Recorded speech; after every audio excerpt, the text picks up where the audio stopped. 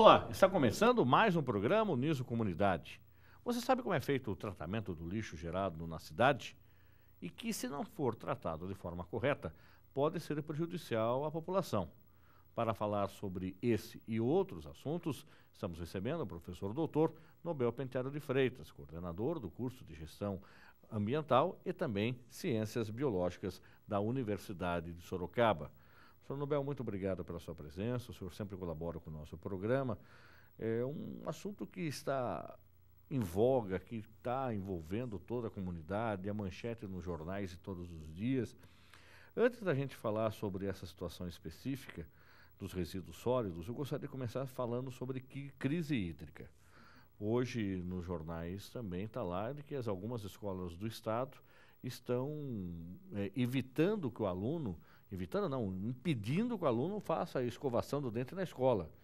E ainda mais servindo até uma merenda, uma merenda mais seca, para que ele possa consumir essa merenda no guardanapo de papel e não mais no prato, porque tem que lavar o prato, o talher depois.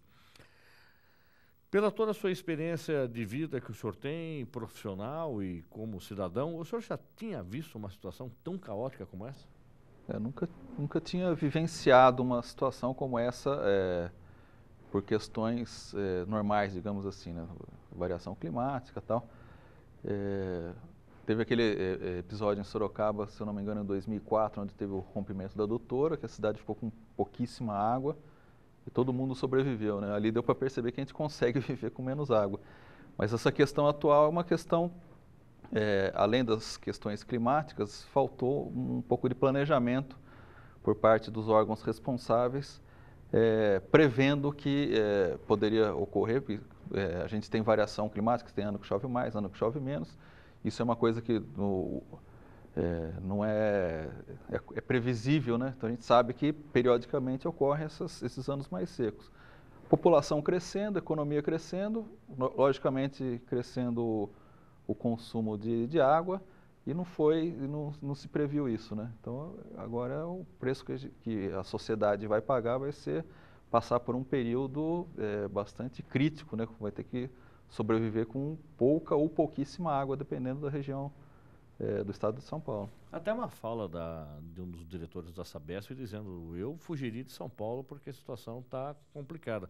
Chega desse ponto? Tem que sair de algumas cidades. Nós vivemos uma crise aqui na região, na cidade de Itu, onde isso implicou economicamente no município, a ponto de algumas pessoas deixarem, abandonarem a mesma cidade, irem para Sorocaba ou outras cidades da região, e aí os seus imóveis desvalorizaram de forma muito radical, porque não tem água na cidade. Eu imagino que vai ser bem complicado, porque São Paulo deve estar operando aí no meio do ano, para o final do ano, com metade ou menos da metade do volume normal de água que o município ou a Grande São Paulo consome.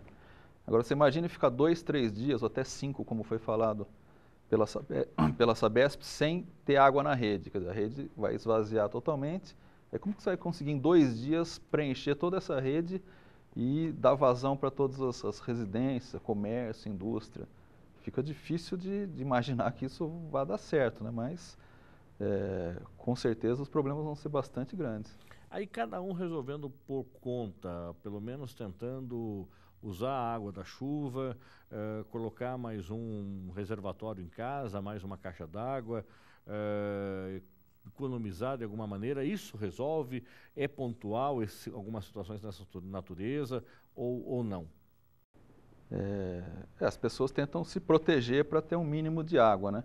A questão da economia, eu acho que é fundamental, né? Não só depois que passar esse problema, eu não sei quanto tempo vai demorar, 1, 2, 3 anos, mas vai passar. Ainda assim, as pessoas têm que começar a viver com menos água, né? Aprender a economizar mais água para evitar esse tipo de crise. Agora, colocar mais uma caixa, 2, 3 caixas, nesse período de crise, a água vai sair da onde? Vai sair do mesmo reservatório que está secando. Quer dizer, mais água que vai sair, e talvez você resolva pontualmente, mas não vai ser uma solução coletiva nessa questão de caixas d'água a mais, né? E é uma questão cultural, professor Nobel, e como é que a gente muda essa cultura? Lavar o quintal, lavar a frente de casa com a mangueira? Dizem que o órgão do ser humano que dói mais é o bolso, né?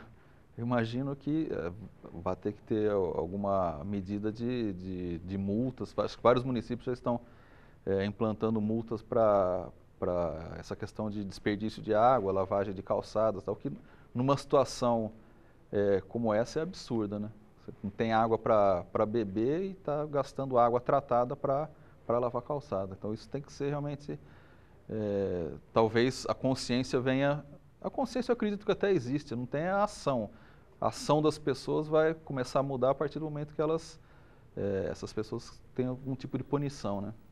E aí, como o senhor falou, de repente o custo para você em casa fazer o reuso da água da máquina de lavar roupa ou fazer o reuso da água da chuva pode não ser tão barato no primeiro momento, mas é um investimento que você faz e você está colaborando. Isso significa lá na frente, por exemplo, o reuso da água da máquina ou usar a água da chuva para ser captada de alguma forma. Lá na frente ela vai significar economia? Com certeza. Isso é bastante importante. Esse tipo de ação, sim. Não pegar mais uma caixa para encher com água da rua, né? Mas usar água da máquina, água de chuva, esse tipo de água, esse reuso da água, ele é bastante importante e ele acaba sendo significativo. Eu já vi algumas reportagens que as pessoas falam em 20%, 30% de economia a partir do momento que passam a usar esse tipo de atitude, né? De reutilizar alguns tipos de água na residência. Agora, eu posso usar a água da chuva, por exemplo, sem escorrer pelo telhado, que eventualmente está sujo, mas usar a água da chuva, captada diretamente do céu, de alguma forma limpa para que eu possa cozinhar, eu possa lavar roupa. Como é que é essa água da chuva? Ela é de qualidade? Depende de onde ela é coletada, né?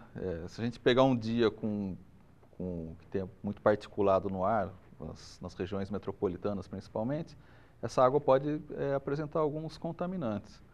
Mas normalmente não ocorre em concentração muito alta que não permita o uso dessa água em várias atividades. Até para cozinhar seria possível, desde que o recipiente seja limpo, lógico. A coleta da água direto do céu, como você falou, não passando pelo telhado, seria uma água... O telhado com certeza está sujo. Está sujo. A hora que descer essa água, ela vai limpar o telhado. Mas é onde a gente consegue um volume maior, né? Tá. Então, mas seria uma água aí para descarga ou para limpeza, né? Agora, para um uso mais nobre, teria que ser essa água direta do céu. Agora, professor Nobel, o senhor falou, a gente está ouvindo, dessa possibilidade de mais 2, 3 anos. Nesse período, 2, 3 anos, o que o governo tem que fazer? É possível fazer alguma coisa que não foi feito lá atrás? E o que o senhor avalia que por que não foi feito lá atrás? É complexa essa situação. É questão política, de desejo político, de vontade política? Não sei se é questão política ou é questão econômica, né? Se a gente vê a empresa que é responsável pelo abastecimento na região metropolitana é a Sabesp, que é uma empresa que inclusive tem ações negociadas, então uma empresa que precisa ter lucro. Uma empresa que precisa ter lucro, ela tem lucro vendendo mais, né? Então, assim, aparentemente, a gente fica difícil acreditar que essa empresa tenha realmente interesse em estar trabalhando com uso racional, com diminuição do consumo, tal, já que ela tem, quanto mais vender, mais ganha, né?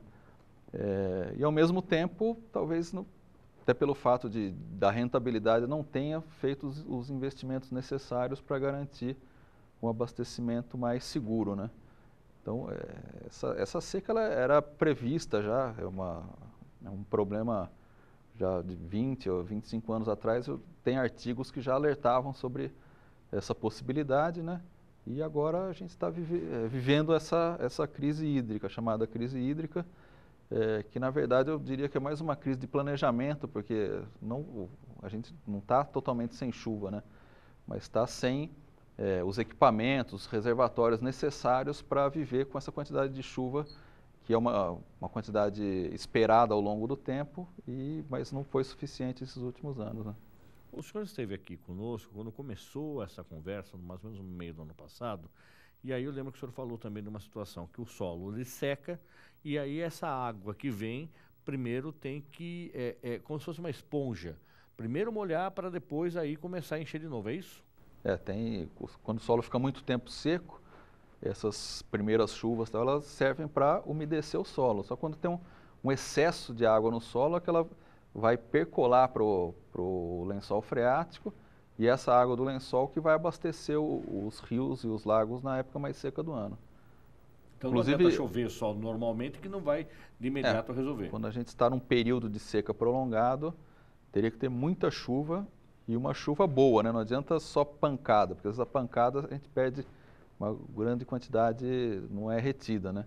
Então uma chuva de média intensidade por longo prazo seria o ideal para abastecer os reservatórios hoje. E os tais dos aquíferos, o aquífero Guarani, que é o mais conhecido, o mais falado. Hoje Sorocaba tem algum aquífero que pode ser uma alternativa para buscar essa água lá? E o que é um aquífero? Então o aquífero é uma área no subsolo, né? Isolada por rochas impermeáveis, onde se tem um depósito de água, né? Então o aquífero Guarani é um depósito enorme que começa aqui em São Paulo, vai até o Paraguai, Uruguai, Argentina. Tem muita água, só que ele não está economicamente viável aqui no município de Sorocaba, né? Se ele ocorrer na nossa região, ele está uma profundidade tão grande que não é possível extrair a água dele. Então a gente tem outros tipos de aquífero de uso econômico aqui em Sorocaba, que é o cristalino e o tubarão, mas são aquíferos que são pobres. O Sorocaba não tem muita água subterrânea e por isso até que a gente depende cada vez mais da água superficial, né? A gente tem que tratar bem dos nossos rios, da represa de Tupararanga, porque se depender de água subterrânea, Sorocaba não tem água suficiente para a manutenção do município. Essa água subterrânea poderia ser conseguida através também de um poço artesiano, é isso? Poço artesiano, são os poços artesianos que perfuram as rochas e encontram esses aquíferos. Mas não é todo lugar que a gente tem aquífero de boa qualidade. Às vezes tem água com excesso de sais, são conhecida como água dura. Tem lugar que a água está muito profunda, não consegue ser retirado. Então depende da região, né? Tem lugar que a água, quando começa a consumir a água, o nível abaixa rapidamente, quer dizer, não tem condição de abastecer grandes comunidades ou indústrias. E legalmente eu posso abrir um poço artesiano no quintal da minha casa? Legalmente você pode, mas você precisa ter uma autorização. Essa autorização chama outorga. Então qualquer captação, seja de água subterrânea por poço ou retirada de água de rios e lagos, é necessário que se tenha essa outorga. É um procedimento feito junto ao DAE, Departamento de Águas e Energia Elétrica, onde o usuário tem que fazer alguns estudos e mostrar a viabilidade da captação de água. E aí sim, depois de autorizado, ele pode implantar o poço ou a captação de água. Para o cidadão comum isso é inviável economicamente? É caro, um poço artesiano, um poço profundo, às vezes custa 150, 200 mil reais, né? Então, teria que ter um consumo bastante alto para viabilizar economicamente. As indústrias hoje de Sorocaba, elas usam esse tipo de metodologia de água dessa natureza para poder alimentar a própria confecção, o material, a produção delas? Muitas usam poços próprios, né? Perfuram o poço no próprio site da empresa, e outras compram água de poços artesianos, porque a água do poço artesiano, comprado com empresas de venda de água, ela acaba sendo mais barata que a água do SAI. Então, por uma questão econômica, tem uma série de empresas que compram água em vez de utilizar a água da rede, que é a água do SAI, né? E aí, economicamente, ficaria mais viável? Para algumas empresas está saindo mais viável economicamente esse tipo de compra de água. Agora, por exemplo, uma hora de perfurar um poço, de fazer um estudo, você precisa de um profissional para fazer um acompanhamento disso. Isso. Normalmente, quem é esse profissional? O profissional que faz o estudo técnico é o geólogo, que é o profissional que entende da questão das rochas, do solo, né? E vai fazer os estudos de vazão desses poços artesianos. E a parte de licenciamento, esse procedimento administrativo junto ao DAE pode ser feito por vários profissionais, inclusive pelo gestor ambiental. Agora, isso é praxe, por exemplo, com essa crise hídrica, de repente um novo empreendimento imobiliário que venha a se instalar na cidade, já pensar num poço artesiano? Eu não tenho acompanhado esse tipo de procedimento. Que Sorocaba, apesar de tudo, a gente não está com previsão de falta de água nesse ano, pelo menos, né? Eu acredito que em Itu deva ter ocorrido esse tipo de ação, porque você imagina, você monta um loteamento, um condomínio, e aí vai ficar sem água. Um condomínio tanto faz ser alto ou baixo padrão, mas de qualquer forma são pessoas que têm que viver ali. A pessoa não vai comprar um terreno num local que não vai ter fornecimento de água, né? Agora, a questão da falta d'água pode acabar gerando também, porque vamos imaginar um processo hídrico. A água gera a energia elétrica, gera os motores que produzem energia elétrica, é o caso aqui de Votorantim. A escassez da água pode ocasionar até um aumento na carga da energia elétrica? No valor das contas de energia elétrica nas casas? Pode não, causou. Causou já, né? Ontem estava vendo no site da UOL, a ANEEL autorizou aumentos de 20% a 45% no preço da energia elétrica, né?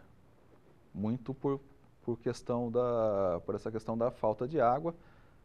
Faltando água, a quantidade de energia tem que continuar sendo a mesma para manter a sociedade, e eles recorrem à geração das termoelétricas, né? Onde você usa óleo diesel para gerar a energia elétrica. Isso acaba aumentando bastante o custo de produção da energia.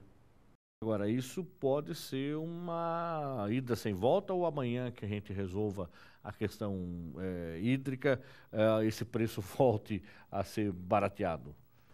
Questão de preço no Brasil fica difícil a gente falar em retorno, né? Pelo menos nos últimos anos eu não tenho observado esse tipo de comportamento. O próprio petróleo, por exemplo, a gente sabe que em termos mundiais ele está muito mais barato do que ele está sendo vendido hoje no Brasil, né? A gasolina, se fosse seguir o padrão de preço mundial, ela seria mais barata do que esse preço que está sendo oferecido hoje aqui no Brasil. Então, existem algumas questões econômicas aí que são meio complicadas, né? O senhor não é da área de economia, mas enquanto cidadão e profissional de gestão ambiental, pode imaginar também, e aí o telespectador pode entender que essa crise que aumenta a energia elétrica e o custo da água aumenta, e isso pode entrar numa cadeia que o custo de produção de alimentos, de qualquer tipo de material, de consumo, também aumente? Isso é fato. Eu acredito que no curto prazo e talvez até no médio prazo isso vai ocorrer. Até que se tome as medidas necessárias para não se passar mais essa crise que a gente está passando atualmente, né? Para não passar mais essa crise, isso vai demandar planejamento e investimento, né? Vai ter que melhorar, aumentar os reservatórios, investir mais no uso racional, no reuso da água. Então, uma série de ações que tem que ser tomadas para a gente não passar mais esse tipo de crise que a gente está vivendo nesse ano. O Estado de São Paulo está fazendo alguma coisa, professor Nobel? O senhor tem acompanhado, enquanto profissional, a leitura dos jornais, as reportagens?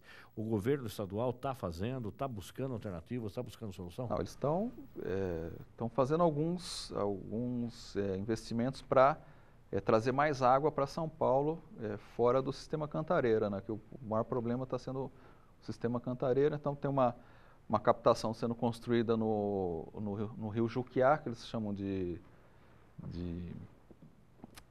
canal do São Lourenço, né? Tem outras medidas para também trazer um pouco de água do rio Paraíba do Sul, e alguns outros rios também que estão sendo transpostos, né, para a água chegar na região metropolitana de São Paulo. Mas isso demanda muito tempo de fazer essas obras? São obras de 1 ano e meio a 2, pelo menos, para começar a ter algum tipo de resultado, né? Hoje até a importação de água de fora do estado é possível? Existe alguma negociação, parece que com o Rio de Janeiro, para poder usar alguma área? Então, essa questão do Rio Paraíba, o Rio Paraíba é um rio federal, ele está em São Paulo, Minas e Rio de Janeiro. Então tem toda uma negociação, assim, a gente não pode simplesmente porque o rio nasce em São Paulo, a gente não pode captar toda a água que a gente quer. Isso tem que ser negociado porque o rio é um rio único, né? Tá, então, se a gente tirar continua. água daqui, o Rio de Janeiro vai ficar sem água. Então, está sendo objeto de uma negociação, mas uma parte dessa água vai ser transposta para o sistema da Grande São Paulo. Aí aquela pergunta que eu acho que muita gente acaba se fazendo. Um dia nós teremos condições de usar a água do mar para deixar essa água em condições de uso comum? É possível isso? Porque parece que a água do mar nunca vai acabar e a quantidade é infinita perto da água doce. Não, é possível. Isso já é feito, inclusive, países como Israel utilizam a água do mar para faz o processo de salinização, depois tem que entrar com um pouco de sal, tem que preparar essa água, né? Então, uma água fabricada. Mas o problema é o custo, né? O custo altíssimo para fazer essa produção. E não é qualquer país que tem os recursos necessários para... O Brasil não tem isso hoje. Existem só experimentos. Não, em escala não. Eu já ouvi falar que tem uma empresa que faz água mineral marinha, né? Mas isso tem um valor agregado muito grande, porque são coisas de grife e tal, que as pessoas pagam mais caro por isso, né? Mas não é uma coisa significativa geral, em termos de quantidade. Existem estudos ou viabilidade? O senhor falou assim, hoje é inviável, mas existe, será que algum estudo paralelo de que vamos começar a pensar e trabalhar em cima disso? Ou ainda não? O Brasil não está pensando nisso ainda? Eu acho que não vale a pena o Brasil pensar nisso, porque o Brasil é o país que mais tem água no planeta, né? Tem muita água aqui. Só que é a questão gerencial, está faltando realmente investimentos na gestão dos recursos hídricos, que esperava-se até que, estamos em 2015, as políticas de recursos hídricos no estado de São Paulo começaram em 91. Quer dizer, a gente tem aí já mais de 20 anos de uma política específica para a gestão dos recursos hídricos, com a proposta de ser uma política descentralizada, participativa, com todos os setores da sociedade decidindo sobre as questões da água, mas infelizmente ainda não se conseguiu todos os resultados possíveis, né, que essa política pode oferecer para a gente.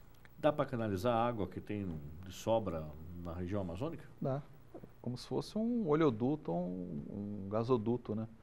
Poderia fazer um ramal de transferência de água da Amazônia para cá, mas assim, é uma obra caríssima, né?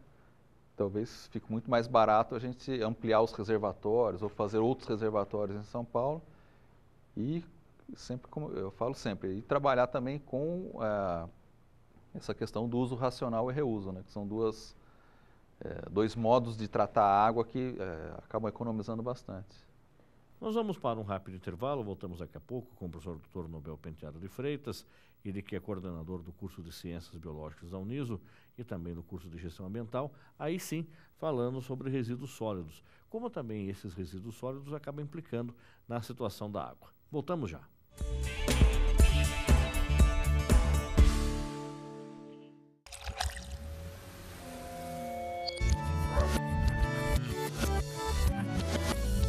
Mude o sentido das coisas, porque mais importante que ter a resposta é nunca parar de perguntar.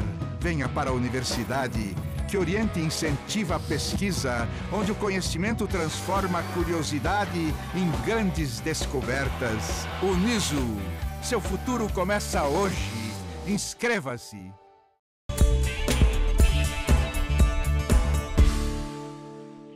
Voltamos com o programa Uniso Comunidade. Estamos recebendo hoje o coordenador do curso de Gestão Ambiental da Universidade de Sorocaba, professor Dr. Nobel Penteado de Freitas. Professor Nobel, nós estamos falando sobre a crise hídrica no bloco anterior, vamos falar sobre resíduos sólidos hoje. O que é o Plano Nacional de Resíduos Sólidos? Então, é uma lei que foi aprovada pelo Congresso Nacional e sancionada pela Presidência da República, que organiza essa questão dos resíduos sólidos no país, né? Todos os municípios, a partir dessa lei, devem ter o seu plano municipal de gerenciamento de resíduos sólidos, que envolve uma série de ações para coleta e tratamento dos seus resíduos, inclusive a questão da coleta seletiva, né? Resíduo sólido, em curtas palavras, é o lixo. É o lixo. É o lixo basicamente o lixo gerado nas residências, né? Por que é tão difícil também fazer um tratamento adequado nas cidades? Ou seja, tratar o lixo na cidade. Por que é tão difícil Sorocaba implantar um sistema de coleta seletiva de lixo? Bom, as prefeituras elas têm que se organizar para montar um planejamento e executar, né? Não sei se é tão difícil ou se falta alguma vontade de estar montando esses planos, porque, por exemplo, Sorocaba hoje já tem um sistema de coleta seletiva, é bastante incipiente, chega a coletar 2% a 3% dos resíduos recicláveis no município, mas a partir dessa experiência que já vem de alguns anos, é possível adotar modelos bem mais eficientes. O próprio município de São Paulo parece que adotou agora um modelo semi-industrial de tratamento de resíduos recicláveis que é bastante eficiente. Quer dizer, os modelos, já são conhecidos modelos eficientes, aí a gente teria que ter o investimento necessário para conseguir efetivar essas coletas. É ilusão achar que o recurso gerado com a venda dos resíduos vai pagar todo o processo de coleta e tratamento dos resíduos recicláveis, né? Ele consegue amortizar um pouco, mas sempre tem que ter um investimento público, né? Para que se consiga realmente ter um modelo adequado de coleta seletiva. A iniciativa privada não poderia pensar em produzir, em receber o lixo e tratar esse lixo numa unidade industrial, onde tudo que chega do caminhão despeja e passa por um sistema de tratamento, o que é orgânico separa, o que é lixo seco separa. A iniciativa privada não poderia pegar esse material que hoje é jogado fora e assumir uma responsabilidade, ou isso é muito caro, inviável? Existe algum país que faz isso? Não, existem países que fazem isso. Até no Brasil tem alguns municípios que esse próprio sistema de São Paulo é baseado nesse padrão que você acabou de falar. O que eu falei, o que tem que ter é um investimento, né? Porque a operação em si não é paga. Então a iniciativa privada ela não vai montar um sistema de tratamento de coleta que não vai dar o retorno necessário, né? Então tem que ter ainda um aporte por parte das municipalidades para que se viabilize esse tipo de operação. Mas parece que cada vez está ficando mais claro que esse tipo de tratamento tem que ser em grande escala, né? Essa questão de pequenas cooperativas, tal, elas economicamente são bem mais inviáveis, né? E a quantidade, o volume de lixo coletado e levado para reciclagem acaba sendo pequeno. E aí, em grande escala, como eu falei, a grosso modo, bem de forma ignorante, seria realmente o caminhão de lixo que passou no bairro na manhã, despejar tudo num lugar só e aí fazer a seleção? É dessa forma? Tem alguns sistemas que estão sendo adotados, eles trabalham dessa forma. Quer dizer, nem se faz mais a coleta seletiva, junta tudo e separa depois. Na própria usina se faz a separação, né? É uma opção, mas não sei se seria melhor, mas é uma das opções de tratar os resíduos, né? Mas de qualquer forma, seja essa opção ou a coleta seletiva, a gente tem que trabalhar nesse sentido, porque a própria Lei Nacional de Resíduos Sólidos exige que se tenha a coleta seletiva, né? E a coleta seletiva ela ajuda a reduzir o número de volumes que tem que ir para o aterro sanitário, que é um grande problema hoje para as cidades, é ter o espaço para montar os aterros sanitários, né? Não, e falar em aterro sanitário, Sorocaba tem um problema muito sério. Nós não temos aterro sanitário mais em funcionamento. Nós estamos aí exportando o nosso lixo para Iperó. E por que não tem mais aterro sanitário? Sorocaba não tem uma área hoje que possa transformar em aterro sanitário? O que aconteceu para a cidade hoje exportar o lixo? Então, Sorocaba não conseguiu aprovar nos órgãos ambientais um aterro sanitário. Eles escolheram uma área, definiram essa área e tentaram fazer o licenciamento em cima dessa área, não foi autorizado e depois parece que o município desistiu de fazer um aterro próprio, já que tem o município de Peró ao lado, acabou implantando um aterro particular. Então, Sorocaba utiliza esse aterro de Peró, que fica nesse município vizinho, mas é meio complicado isso, o município não ter nenhum aterro, porque fica difícil, inclusive, de negociar a questão de preço e tal, né? Porque acaba ficando meio refém desse aterro, e como é um aterro particular, eles cobram por esse serviço, né? E esse de Peró só atende Sorocaba ou atende também a própria cidade de Peró ou outras cidades Não, da região? atende outras cidades. É um aterro grande, atende várias cidades da região, empresas, então é um aterro bastante grande. Mas ele também tem um deadline, ele tem um limite de capacidade. Ele pode ter de repente, o aterro não suportar mais e fechar. Ele vai... Eu não lembro exatamente qual que é o limite, o prazo dele, mas não deve ser muito mais do que 10 ou 15 anos.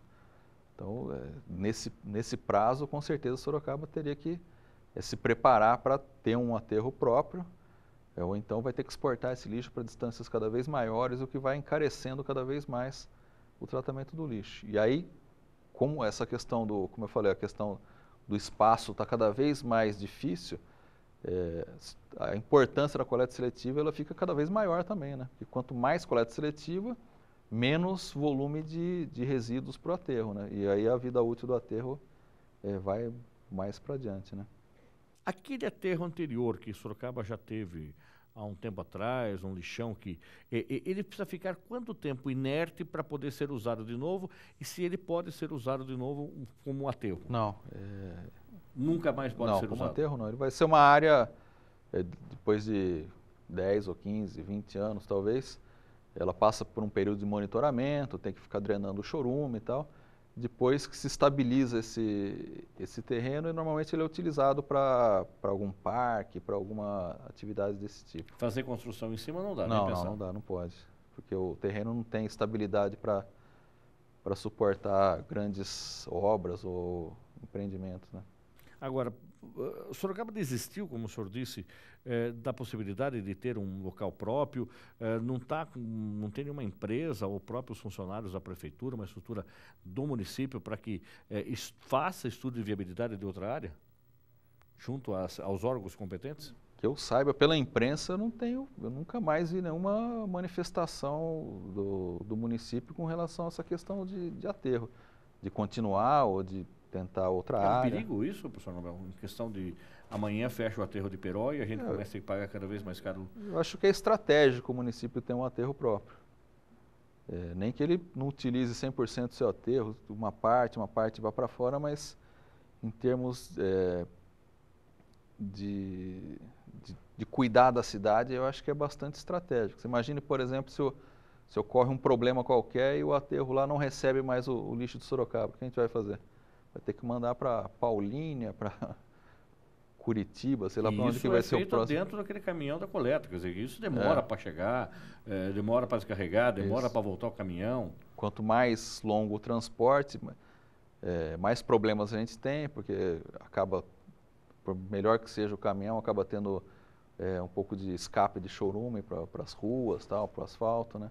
Então, assim, o ideal é ter um aterro próprio, próximo, e tratando a maior parte dos resíduos para deixar o mínimo possível para ser aterrado, né? Existe área hoje em Sorocaba, você acredita que podia se transformar numa área de reserva, de coleta desse material, de ser uma área para isso? Eu acho que tem áreas para... Hoje qualquer licenciamento ambiental é complicado porque, no caso dos aterros, porque a vizinhança, logicamente... Ninguém quer... Acaba tendo algum tipo de incômodo. Todo mundo vai na feira, mas ninguém quer feira na porta de casa, né? Por melhor que seja a tecnologia, hoje, num aterro sanitário desses controlados e padronizados, não vai ter aquele bando de urubu, tal, não é aquela visão antiga de lixão, né? O aterro é uma coisa mais... É um empreendimento bem mais controlado. Mas mesmo assim, os caminhões de lixo vão estar passando próximo, tal, então tem uma certa... restrição quanto à implantação desses aterros, mas eu acredito que, realizando um estudo bem feito, a gente encontre em Sorocaba ainda algumas áreas possíveis para a implantação de um aterro sanitário.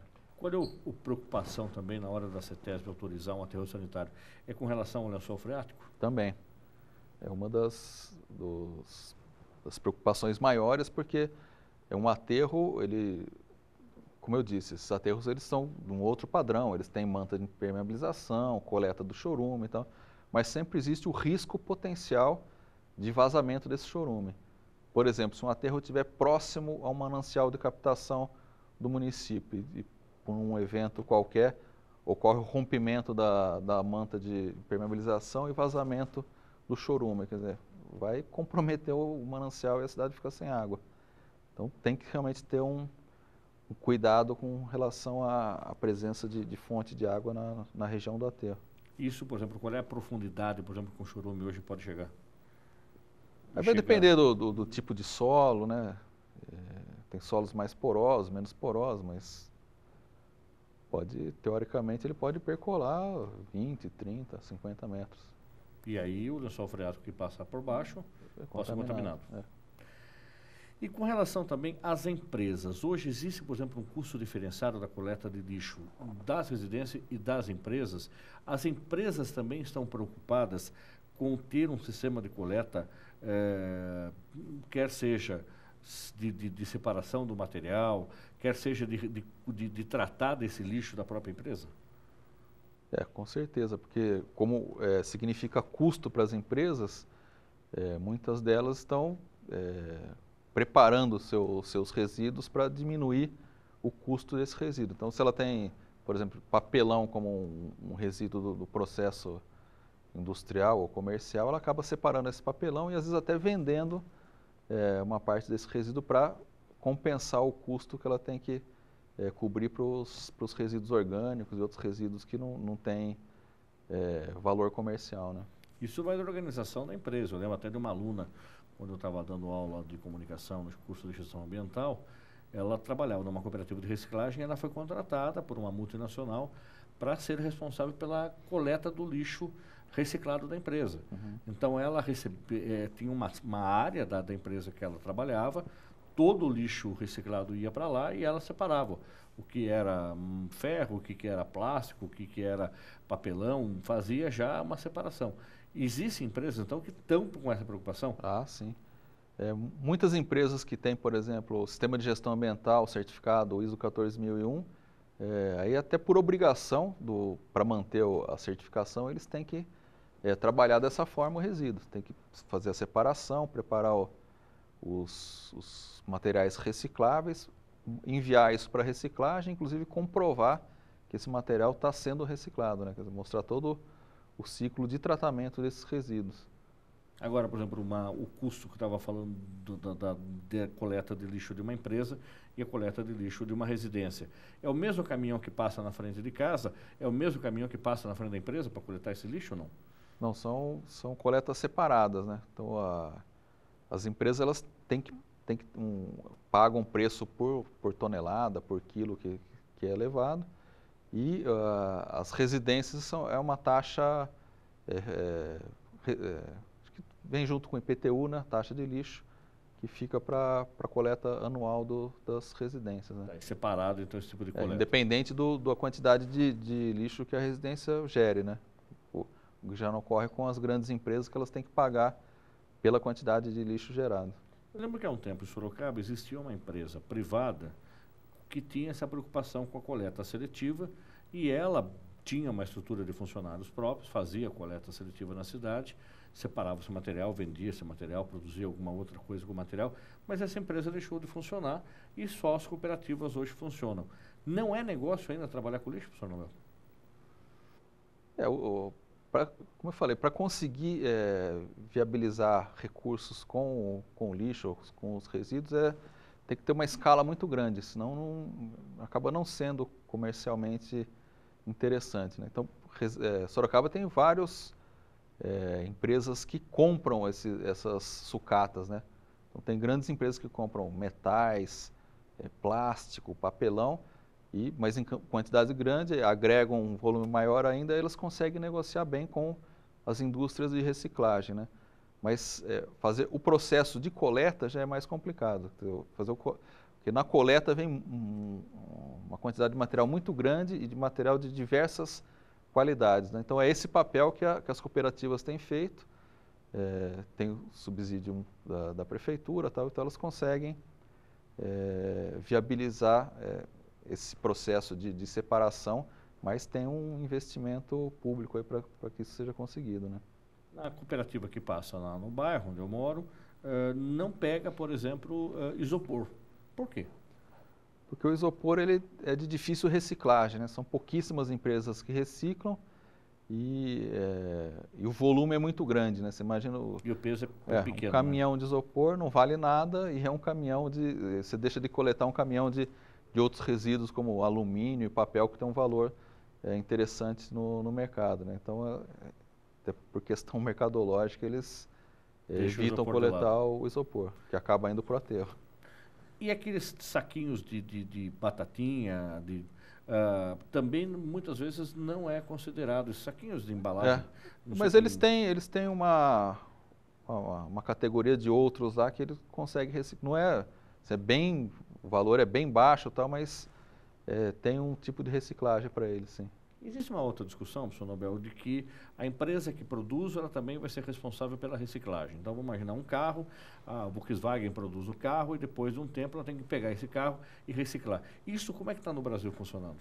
Então, está sendo implantado a questão da logística reversa, né? Logística reversa. Logística reversa. Tem a produção e a empresa que produz determinado material, ela é responsável pela vida útil toda desse material, né? Aí vai para televisão, para geladeira, para cadeira, para qualquer coisa. Lâmpada, pilha. Então, está sendo regulamentada essa questão da logística reversa, mas sim, vai ser bastante complicado a sua aplicação na íntegra, né? Porque você imagina a quantidade de resíduos que a gente joga fora, pilha, lâmpada, vidros, embalagens e tal. Então, pela lei, todas as empresas são responsáveis pelos seus resíduos, né? Ficaria difícil a gente, cada embalagenzinha, ir devolver para o local onde você comprou, o comerciante devolver para a indústria, seria um pouco complicado. Então está sendo regulamentada essa questão da logística reversa. Vai funcionar isso? Eu acho que para alguns produtos eu acho que vai. Quais são, professor, acho que? Então, lâmpada, por exemplo, que é um componente bastante complicado, essas lâmpadas fluorescentes. Sorocaba hoje não tem coleta de lâmpada. Essas lâmpadas elas têm produtos tóxicos como mercúrio e tal, e estão sendo provavelmente jogadas em aterro, né? Isso vai contaminando o solo, contamina a água e tal. Então, por esse fato, eu acho que vai ter uma pressão bastante grande nessas empresas de lâmpada para que elas façam a coleta novamente depois que a lâmpada queima, né, para fazer algum tipo de tratamento com ela. Até 2016 deixa de funcionar o sistema de transmissão analógica de televisão. Então hoje não são todas as casas que ainda têm a TV analógica, a TV de tubo, a TV normal. Você pode estar até acompanhando o nosso programa numa TV desse tipo.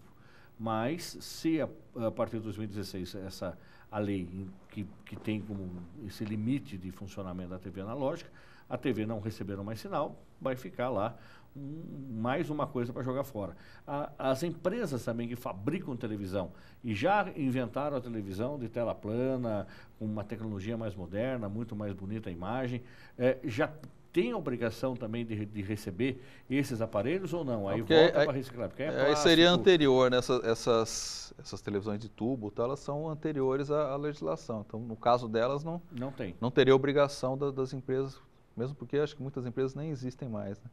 Agora as novas, sim, elas vão ter que, a partir do momento que elas forem sendo descartadas, e cada vez mais a gente tem... Vai continuar trabalhando com essa história do descarte, professor? Ou seja, é mais barato descartar e comprar uma nova do que mandar consertar? O senhor acha que isso é um futuro que não tem mais volta? Pelo aumento do preço de mão de obra, tal, acabou sendo uma prática hoje, né? Fica mais fácil a gente trocar um objeto, um eletroeletrônico, do que mandar arrumar ou fazer uma manutenção. Então, assim, apesar de ambientalmente talvez não ser o melhor caminho, né?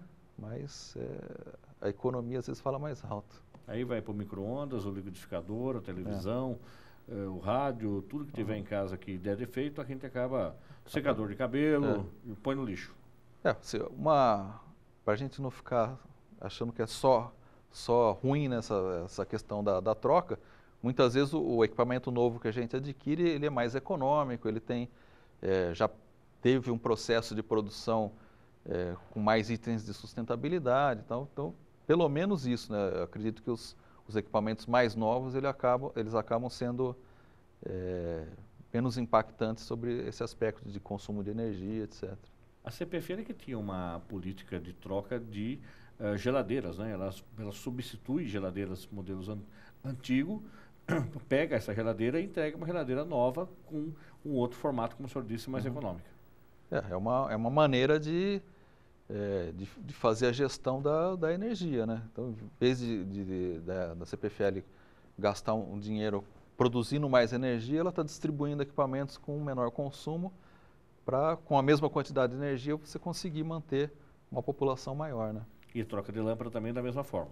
Da mesma forma. Substitui a lâmpada convencional. A troca de lâmpada, a crítica que eu faço é que foi estimulado com bastante intensidade, inclusive as lâmpadas incandescentes, aquelas antigas, já estão com o prazo de fabricação, acho que, se eu não me engano, esse é o último ano de fabricação dessas lâmpadas, e a questão da coleta não foi implementada, né?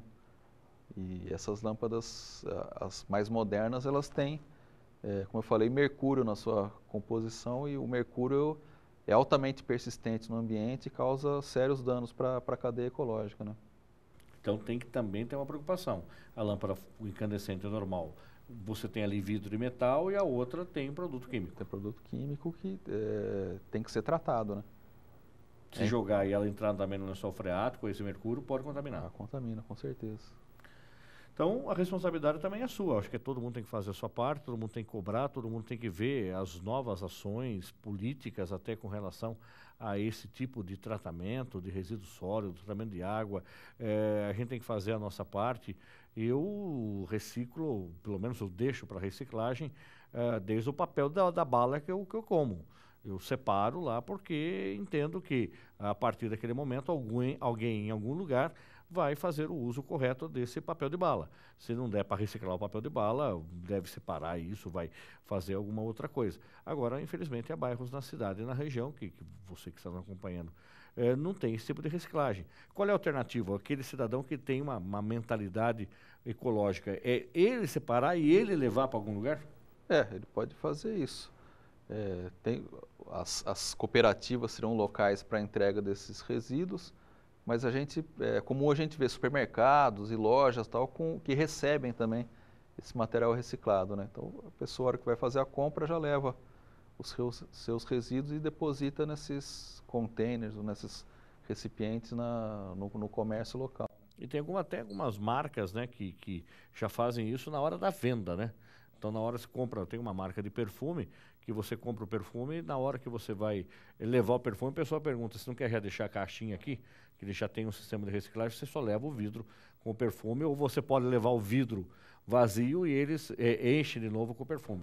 Então, são uma maneira de estar reutilizando os materiais e gastar menos recurso natural, né? São ações de marketing que podem ser feitas.